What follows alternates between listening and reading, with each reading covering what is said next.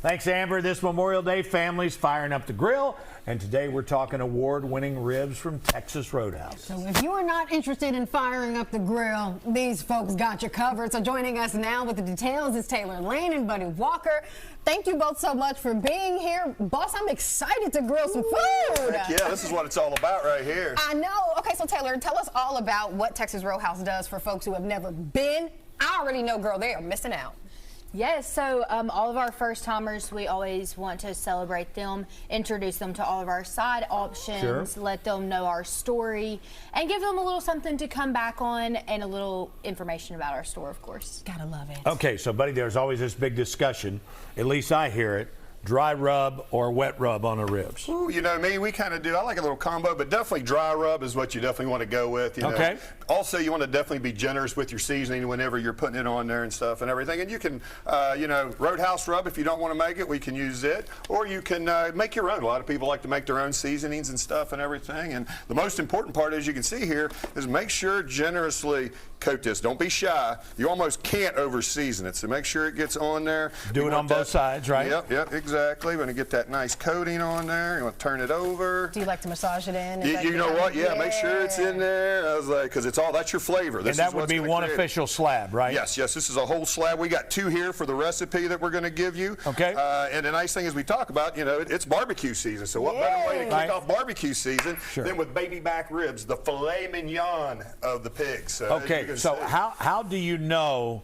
Well, you do know, but I mean, how long do you cook these ribs, and how do you cook them? You know what? It's going to vary depending on how many ribs you put in the pan. But if you're doing 2 ribs, roughly 250 degrees for a couple hours should get you in there. And the way you test them to find out if they're in there, you reach in and you pull the bone loose. The bone will pull out. So that's the test in there. If it's not wanting to let go, let them cook just a little bit longer because they vary anywhere from 2 to 3 pounds and stuff. So you're putting these in the stove and not on the grill, right? You are correct. We're actually going to steam. Actually, you're steaming the rib to tenderness. Yes. Getting it all the way done. So then you can do this a day ahead, even 2 days ahead if you would like. And then when it's time to grill the rib, it's already cooked. So all you have to do is cook it on the grill roughly about 10 minutes or so to get the sauce and put the sauce on it as you see right there. Put what we call the love on it. Right there is what we're talking about. You're going to make me want some of your food, buddy. All right. So once we get it from here, here's our pan. So as you know, you get your seasoning down there, start out with a great rib. For this little method here, we're going to do a half a cup of water.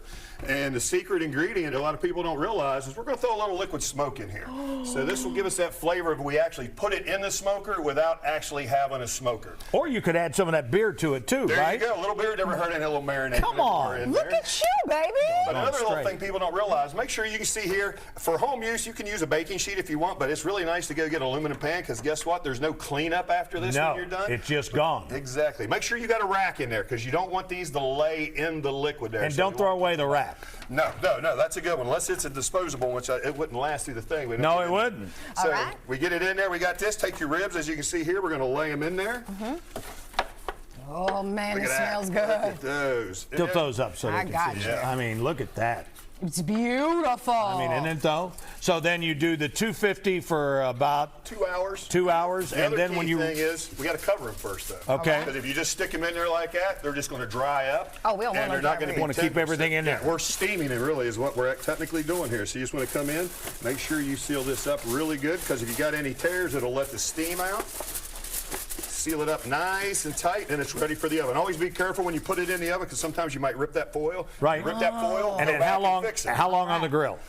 Grill really probably 10 minutes. We turn them every couple minutes. Again, depending on your grill. Keep it medium heat because, you know, ribs, they'll flame up. You don't want to burn them. You do not. So, you know, turn them, don't burn them. And then every time you turn them, you baste them with sauce. Okay. And you want to caramelize that sauce. As you can see there, that sauce should turn a little bit dark on there, and that caramelization flavors, and it brings the sugars out is what really nails that barbecue rib. Taylor, how can we find you all? We want to come stop in the store. Where are you guys located? We're on 3116 Richmond Road. Stop by anytime, Monday through Sunday. All right. And then you got the joint on Lake Crest. You're in Georgetown. You're in Richmond. All you got to do is go to TexasRoadhouse.com, right? Thanks, guys. How about that? Guys, thanks so much for coming in. Nice. We appreciate it.